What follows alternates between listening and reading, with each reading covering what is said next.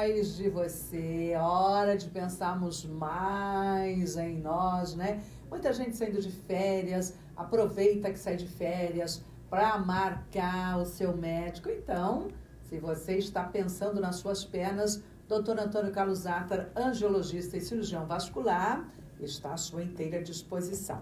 Doutor Antônio Carlos Attar conosco, bom dia. Bom dia, tudo bem? Tudo bem, prazer tê-lo nessa manhã linda. Ótimo. E muita gente sainha pelas ruas, né?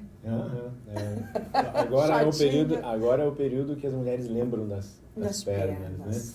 Por dois motivos, porque a gente, né, as mulheres expõem mais a perna nesse período do ano e também pelo calor, né? Uhum. O calor é um dos responsáveis aí por aumentar muito o sintoma da perna, né? Fora que a gente falou a semana retrasada, né? Essa fase principalmente do comércio, né? Abrindo até mais tarde, os pacientes ficando mais tempo em pé, junto com o calor, realmente aumenta muito a incidência de dor nas pernas, né? Dor ocasionada muitas vezes não por varizes, mas só pela posição, né? E pela forma de trabalho. A gente aumenta muito o volume desses pacientes no consultório, reclamando de dores na perna. E a gente comenta, 20% da população tem dor na perna, bem característica de doença venosa, que é aquela dor mais no final do dia. Vamos ver assim, quem está escutando, ver se identifica com esse tipo de dor. Então é uma dor assim, que é em peso, cansaço, mais no final do dia, geralmente de manhã acorda melhor. Alguns pacientes falam assim, é muito comum esse termo, doutor, parece que a noite não foi o suficiente para descansar a perna, eu já acordo com a perna cansada. Muitas vezes acompanhado de inchaço, né, de edema. Essa dor melhora quando põe a perna para cima. É uma dor que você não consegue palpar ela, não tem um local assim, doutor, é aqui que dói a perna, não tem, é uma dor meio sem localização, geralmente do joelho para baixo, mas não tem uma localização, você não consegue palpar essa dor em algum lugar. Não é alterada com um movimento, então às vezes chega o paciente, não, quando eu mexo assim o tornozelo dói. Isso já é uma dor que a gente descarta como sendo da parte circulatória em si, a gente já pensa mais em osteoarticular, né? Então é aquela dor que não muda com a movimentação, né? E não geralmente em região articular. E não é num lugar só. Não é num lugar só, pior no final do dia e melhora quando põe a perna para cima. Então tem essa dor que é bem característica de doença venosa. Essa dor é super característica de doença venosa. Mas às vezes não tem doença venosa nenhuma, nem varicose. E a gente faz o ultrassom, o Doppler, para fazer a avaliação da parte circulatória profunda, e o paciente não tem varizes nenhuma, nem insuficiência venosa profunda, que no sistema venoso profundo, não tem varizes superficiais, e tem essa dor.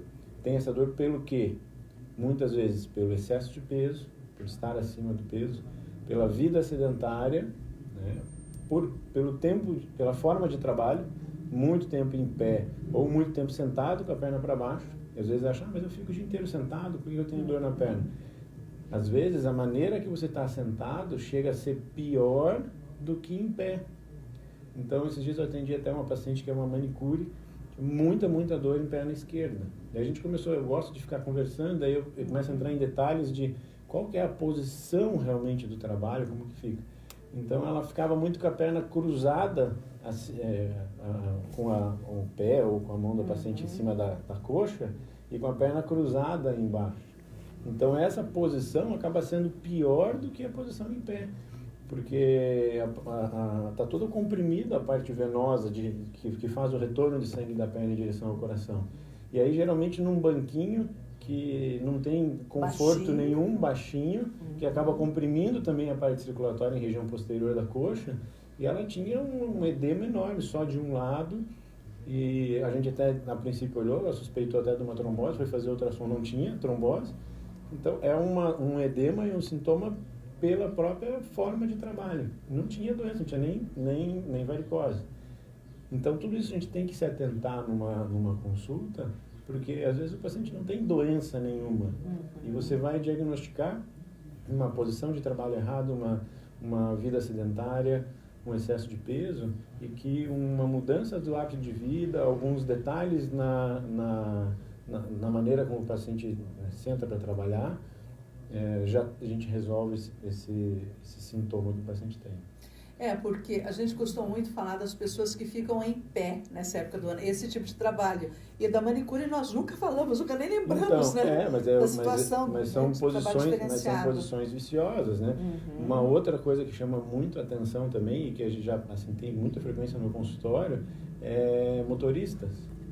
O que aconteceu, né? Com a evolução dos carros automáticos, acontece muito do paciente vir com inchaço e dor na perna esquerda com o motorista. Qual a relação da perna esquerda? Uhum. Porque hoje em dia, para você dirigir um carro, o que você faz com a perna esquerda? Nada, você fica com a perna sossegadinha. Você fica com a perna parada, só, em uma posição. Antes você tinha que precisar a embreagem, que era muito se movimentar, bom, né? Porque você movimentava. Então hoje você fica só sentado, né? Então com a perna para baixo, geralmente no banco comprimindo a parte posterior da coxa. Não ativa a panturrilha, que antigamente era preciso ativar a panturrilha, fica só com a perna parada e viaja 8, 10 horas sentado, sem dar uma parada para caminhar. E aí, mas por que só a esquerda dor? Porque a direita ele está, você vê a diferença, porque a direita ele está movimentando, ele está acelerando, ele está pisando no freio, ele está se movimentando, e a esquerda fica só parado. E isso também tem uma incidência maior de trombose. Porque como ele não estimula, o sangue fica muito tempo parado naquela região. Como está com a perna para baixo, ele tem dificuldade de retornar. E isso aumenta também as chances de trombose na perna esquerda em motoristas. E trombose não é só um problema de que tem varizes. Não. Pode não ter nada a ver. Não é. Quem tem varizes tem uma incidência maior. Mas ela tem, a gente conversou já sobre os fatores de risco, ela pode acontecer em qualquer paciente. Ela tem os fatores de risco que aumentam essa incidência, né? Mas a profissão, essas profissões em que fica muito tempo parado, com a perna para baixo, com essa dificuldade de retorno venoso, a incidência também é maior. Por isso, sempre aquela recomendação, né, doutor? Final de ano, viagem, né? Sempre tomar cuidado, principalmente com a trombose, né? O ar-condicionado, hoje em dia, no carro, né, resseca muito e desidrata e propicia também a trombose. Tudo que envolve aqueles 3 itens que a gente conversou sobre a trombose, né? Que é a estase venosa, que é o sangue não estar circulando adequadamente. Lesão endotelial, que é um machucado ou irritação da parede interna do vaso, que acontece até pelo tabagismo. Então, o cigarro tem uma incidência maior de trombose, porque ele faz essa irritação, essa reação inflamatória na parede interna do vaso, aumenta a chance de trombose. E a hipercoagulabilidade, que é aumento da coagulação do sangue. Então, que aí vem uma série de patologias, né? Câncer, uso de anticoncepcional, que aumenta o estrógeno, aumenta a capacidade do sangue na verdade, tem vários mecanismos de ação, né? Mas o principal é que ela aumenta a coagulabilidade do sangue. Então, tudo isso propicia a trombose. Tem que ficar atento nessa época, que vai viajar, fazer viagem longa, vai ficar muito tempo parado, acaba diminuindo a ingesta de água. Então, quem vai viajar de avião, principalmente, né? Para propiciar a trombose. Então, vai viajar, para o carro a cada uma meia hora, faz uma caminhadinha. Dentro do carro faz exercício com a panturrilha, como se fosse acelerar e desacelerar o carro. Toma bastante líquido durante a viagem, para evitar nessa fase aí de muita viagem de ter trombose e acabar estragando as festas do final do ano. E correndo risco de vida, inclusive, né? Sim, com certeza. Porque é sério, né, doutor? É sério. E sempre que acontecer algum problema, né, isso é importante frisar, procurar um especialista em angiologia e cirurgia vascular. A trombose é uma doença muito aterrorizadora, né? Mas mais aterrorizadora é, às vezes, a maneira como ela é tratada. É uma doença perigosa, que ela é potencialmente fatal, né? O coágulo, que é a principal complicação dela, é a embolia pulmonar, que o coágulo sai da veia e vai em direção ao pulmão e faz uma obstrução na artéria do pulmão, e isso acaba pode até levar, dependendo do grau, à morte súbita. Mas o tratamento da trombose dela hoje não é um terror, como às vezes eu recebo o paciente no consultório com tratamentos sem protocolo nenhum, mas aterrorizantes, assim, o paciente ficar internados 10, 15 dias, com anticoagulante na veia. Não, hoje em dia a trombose, 99% dos casos, é tratado ambulatorialmente, em consultório. Não precisa internar a grande maioria das vezes. Então, na verdade, esse terror que tem ao redor da trombose acaba também assustando os próprios colegas, que às vezes não têm experiência em tratar a trombose, e isso acaba levando a, talvez, esses tratamentos que aterrorizem ainda mais, e a ação psicológica disso acaba sendo maior, o impacto psicológico acaba sendo maior do que a própria doença de trombose. E às vezes acontece também, né, doutor, eu vi um caso assim que trata-se como se fosse, e depois até quando chegou ao seu conhecimento não era. Vai fazer um ultrassom e não é. Então, o especialista é o melhor para fazer o diagnóstico e fazer o tratamento adequado, com o cuidado adequado. O tratamento da trombose depende de uma série de fatores para a gente fazer. Desde a condição psicossocial do paciente, de saber o quanto ele tem que passar, de entender a patologia dele, até a possibilidade de locomoção dele da casa até o hospital ou da casa até a clínica, para a gente decidir se esse paciente interna ou não interna, ou a gente faz a domicílio ou não, o local dessa trombose, qual veia essa trombose atingiu. Então, a gente vê, às vezes, um paciente com uma trombose em uma veinha da perna, infrapoplítea, quer dizer, abaixo do joelho, que chegou no consultório e que ficou 15 dias internado, tomando anticoagulante, com uma ação e um impacto psicológico muito maior do que a própria doença, que é uma doença que a gente trataria, às vezes, em domicílio, com anticoagulante bem tranquilo, com acompanhamento. Então, o especialista é o melhor para ser procurado, para tratar de maneira adequada e conseguir analisar todos os riscos e benefícios desse tratamento internado ou não. O que a gente fala hoje, mais de 90% dos meus pacientes com trombose eu trato a domicílio. E como eu desconfio, doutor, que eu posso estar com uma trombose? Sintomas, né? O principal. A trombose é uma doença que o diagnóstico é ultrassonográfico. Então, o que acontece? Para a gente ter certeza se tem ou não, é através do exame de Doppler, do ultrassom Doppler, para avaliar e olhar o vaso se ele está com coágulo ou não. Né? Então, isso é o que vai trazer certeza se o paciente tem a trombose ou não. Mas tem vários sintomas. Os sintomas que vai fazer com que a gente suspeite. Né? Então, inchaço na perna, principalmente um inchaço diferente de uma perna para outra, né? Muito mais de uma perna do que na outra. Mudança da coloração da pele, dor. Fatores de risco presentes, que a gente vai ver, uma mulher usando anticoncepcional, que fez uma viagem longa e que apareceu com a perna inchada. Então, é um somatório de informações que a gente tem para suspeitar do diagnóstico. Mas por que o diagnóstico ultrassonográfico? Porque às vezes você vê uma paciente que tem todos esses sintomas sugestivos e você vai fazer o ultrassom e não tem trombose, como dessa paciente que eu falei da manicure. E tem pacientes que não têm sintoma nenhum e que a gente vai fazer o ultrassom e você vai ver e tem uma trombose. Então, o diagnóstico ultrassonográfico, a gente vai, através da análise desses fatores de risco e dos sintomas, avaliar a probabilidade daquele paciente ter trombose para daí confirmar esse diagnóstico com ultrassom. Esse que não tem sintoma nenhum corre um sério risco. E aí? Como que ele chegou até o médico? Assim, não é que não tem sintoma nenhum, mas são sintomas que não são tão escancarados, tão claros, né? Por isso, a importância de procurar um especialista, que um especialista vai conseguir, mesmo esses sintomas sendo leves e que não sejam tão escancarados, suspeitar do diagnóstico e fazer o exame e ter o diagnóstico correto, antes dele vir a ter mais sintomas. Porque se ele teve uma trombose, ele vai acabar tendo sintomas mais importantes.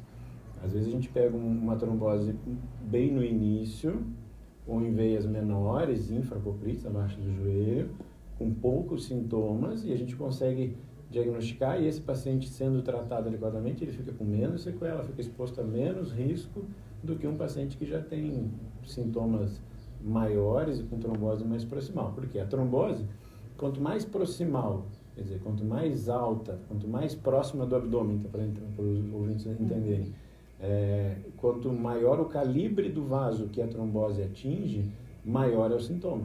Então, se ele tem uma trombose num vaso da perna, por exemplo, da baixo do joelho,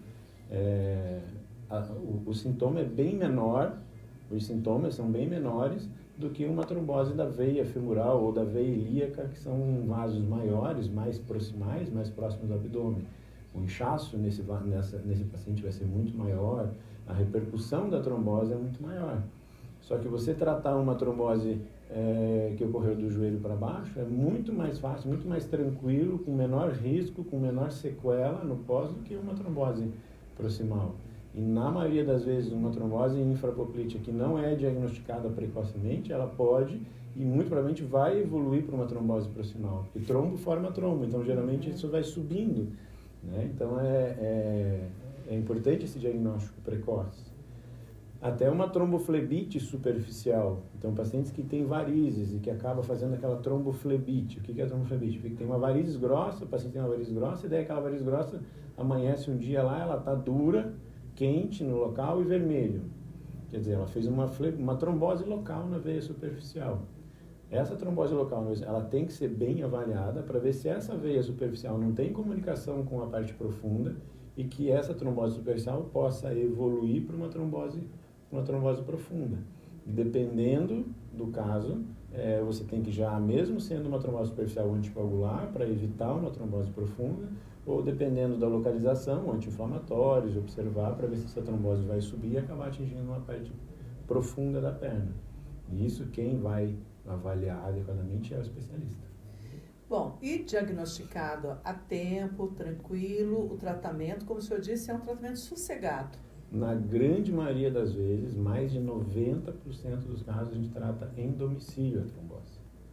Então, hoje em dia, com os novos anticoagulantes orais, né, que a gente NOACs, que tem uma segurança muito maior, que tem uma dose-resposta com um paciente mais uniforme, porque antigamente realmente acabou vindo todo esse histórico de doença de trombose. Antigamente a gente realmente tinha que internar o paciente, fazer heparina endovenosa primeiro, para daí começar a varfarina, que era o medicamento que a gente usava na época, o Marevan, porque a varfarina no início do tratamento ela causa que é esse anticoagulante oral mais antigo, ele causa uma hipercoagulabilidade do sangue. Então, no início, nos primeiros dias. Então, nessa janela em que ela causa hipercoagulabilidade, era a janela que o paciente tinha que internar, usar a heparina endovenosa para cobrir essa janela de que esse anticoagulante causava um aumento da coagulação nos primeiros dias.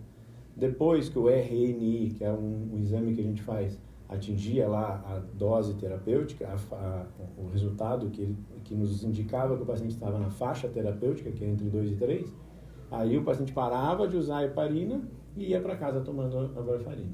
Hoje, a gente praticamente não usa mais a varfarina. O único caso que a gente usa a varfarina é paciente que teve trombose e que está amamentando.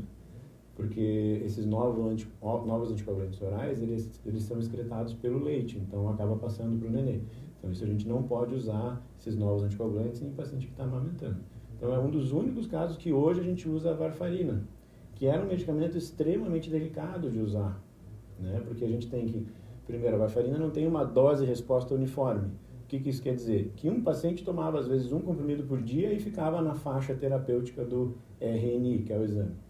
Um outro paciente tomava meio comprimido 3 vezes por semana e ficava na faixa terapêutica. E outro paciente tomava 4 comprimidos de varfarina por dia e para conseguir ficar na faixa terapêutica. Então, a dose-resposta de paciente era muito diferente de um para outro.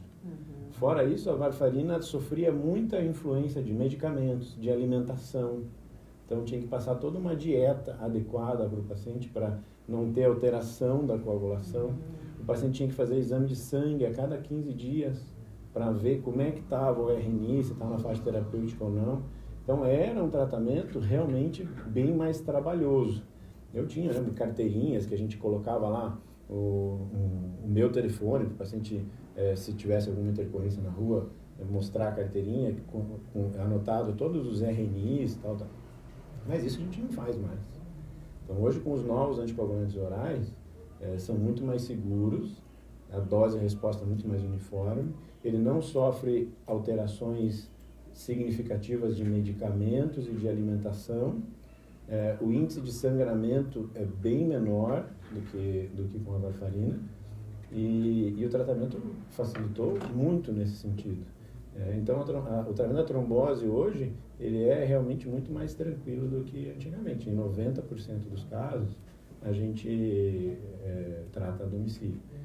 É interessante isso, eu me lembro, na época que eu estava acabando a residência, eu fui num congresso em que tinha um americano que veio já com essa tendência, isso há 15 anos atrás. E ele foi muito questionado durante o congresso sobre isso, sobre o risco, mas o paciente está em casa e o risco de fazer uma embolia pulmonar em casa e morrer em casa, você não tem medo de ser processado? Os caras perguntaram, né, como é os Estados Unidos, que tem a indústria do processo médico. Aí eu lembro até hoje que esse americano respondeu para ele: eu tenho mais medo do paciente internado por uma trombose fazer uma infecção hospitalar e ele me processar por essa infecção hospitalar, do que eu tratando ele em casa e ele ter uma embolia. Então, o risco dele ter uma infecção hospitalar internada é maior do que ele em casa ter uma embolia e não me procurar. Aí vai tudo aquilo que a gente estava falando aqui sobre a capacidade psicossocial do paciente, né? Às vezes você vê o paciente, ele não tem condições de ter esse entendimento da doença que ele tem, de entender os sintomas que ele pode vir a sentir e daí procurar de maneira mais urgente se ele vier a ter alguma alteração em casa. Às vezes, onde o paciente mora, a gente atende muito paciente que mora de maneira retirada, que tem dificuldade, às vezes estrada de terra para chegar até uma cidade para depois vir. Então, esse paciente, sim, esse paciente tem outras condições que não a doença dele. Então, você vê como a gente tem que analisar tudo, muito mais além do que só a doença. Então, esse paciente, sim, esse paciente tem que internar pela própria condição biopsicossocial dele. É uma outra situação. Mas, geralmente, o paciente que tem uma boa condição psicossocial, que é capaz de entender bem a patologia, os sintomas que ele pode vir a sentir caso isso tenha se agravado, se ele tem uma fácil locomoção até mim ou até o hospital, esses pacientes a gente trata em casa. E prevenção continua sendo o melhor remédio, né, certeza. doutor? Por isso que a gente vira e mexe estão batendo para não chegar, num ponto assim, né? Então, a gente conversou aqui sobre esses sintomas, né, mais frequentes que muitas vezes são os mesmos sintomas da trombose. Então, não menosprezar esses sintomas, não só porque a gente falou aqui que às vezes tem sintoma e é só por estar em pé ou só pelo trabalho. Se está sentindo, é importante procurar o especialista para ver se realmente isso é só, se ele está dentro desses 20% que tem o sintoma e não tem doença nenhuma, ou se ele realmente tem alguma patologia que precisa ser tratada e vista, né? Doutor, tem uma pergunta aqui, é da Elair. Minha mãe fez uma cirurgia agora dia 12 de outubro, ela tem diabetes e também está com enfisema no pulmão. Aí deu falta de ar, teve que ficar no oxigênio, agora ela está inchando bastante as pernas, a barriga, e tem hora que fica amarela, tem hora que ela fica roxa, aí vai voltando a cor normal. E tem um frio de doido. Fuma, feito louca. O que pode ser isso, doutor? Você pode ver que o doutor também cortou um pedaço do dedão e agora está ficando preta. O preto pé. Tem que procurar um cirurgião vascular, um clínico, porque assim, é uma paciente que tem várias comorbidades aí, né?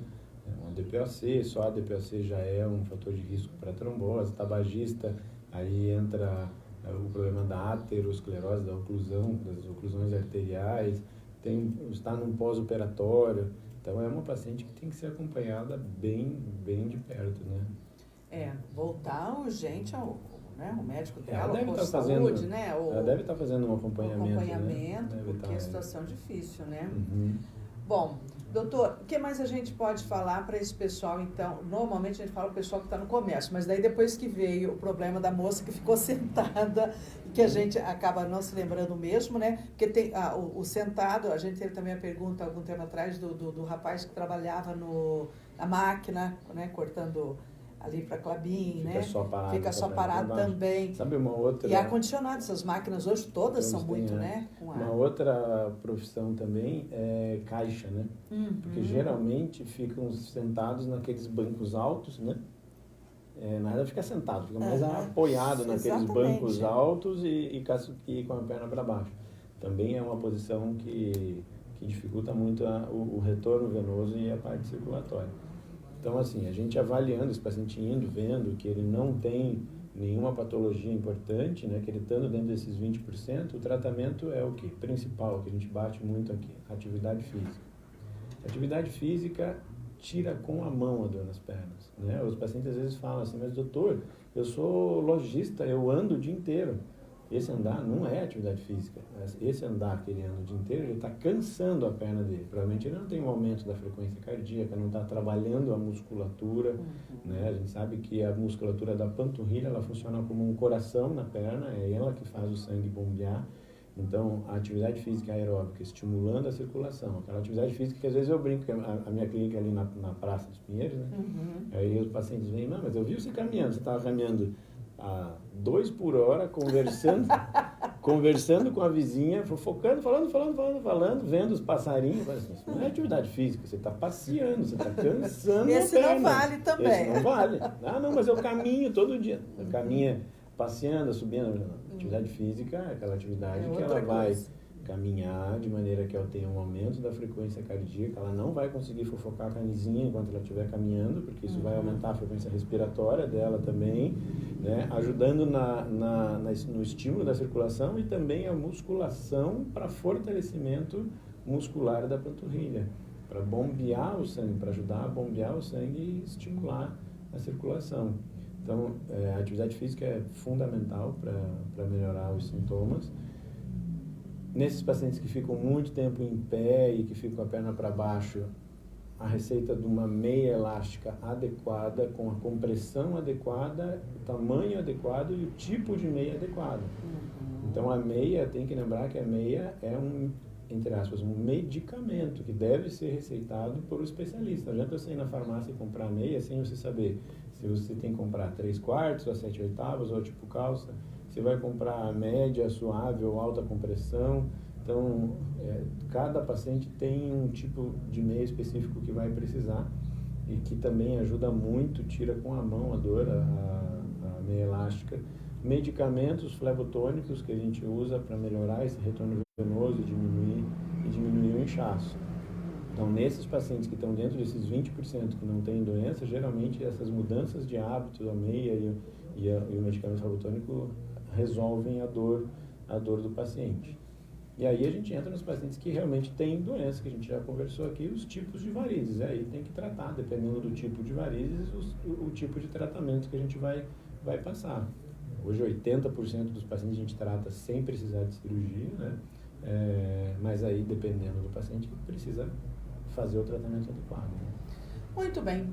Doutor Antônio Carlos Zatter continua atendendo no final do ano? Sim. Normal. Até o Natal, a gente faz um recessozinho entre Natal e Ano Novo e voltamos trabalhando normalmente. Pró-saúde, firme e forte. Firme e forte. E o pessoal, quem precisar, então, é só entrar em contato. Joia. Então, doutor, voltamos daqui 15 dias? Daqui 15 dias estamos aí novamente. E vamos continuar, então, trabalhando prevenção, porque a vinda do doutor aqui é exatamente para que você pense que prevenir é sempre o melhor remédio. Qualquer situação, né, doutor? Vamos ver se tem alguma pergunta Alguma aqui. pergunta daí para a gente, né, poder encerrar a participação do doutor? Não. Que final de ano fica bem doidinho, né? Fica. Nossa. Quando as mulheres se lembram que tem umas perna. 48 horas para atender. E às vezes os pacientes ficam bravos, né? Porque querem, mas aí chega lá, não, mas só tem agora para janeiro, para ano que vem, o horário. Então, é bem corrida essa fase do ano. Então, é bom não deixar para chegar nessa época do ano para correr atrás, para fazer o tratamento. Para já estar terminando nessa época, né, doutor? Ou já terminou, né? Os pacientes perguntam, pode tratar? Não, pode tratar, pode. Mas é bem mais corrido, principalmente pela agenda, pela pressa que o paciente tem de ficar com a perna bonita e pronta, né? Então, que pode, mas o melhor é ir tratando para chegar nessa fase e estar terminando, né? Prontinho e bonita. Bom, gente, conversamos então com o Dr. Antônio Carlos Zatter, angiologista e cirurgião vascular, que atende em Telemaco-Boba na clínica Pró Saúde, a Presidente Kennedy 764. Doutor, Até daqui 15 dias, Até então. daqui 15 dias. Daqui 15 dias vamos falar especificamente do tratamento, de tipos de tratamento de varizes. Tipos de tratamento de varizes. Isso. Então, quem tiver alguma pergunta, né, já pode ir mandando. Tá bom? Obrigada, doutor. Bom Beijão a dia. todos. Bom dia. Informação, música e alto astral.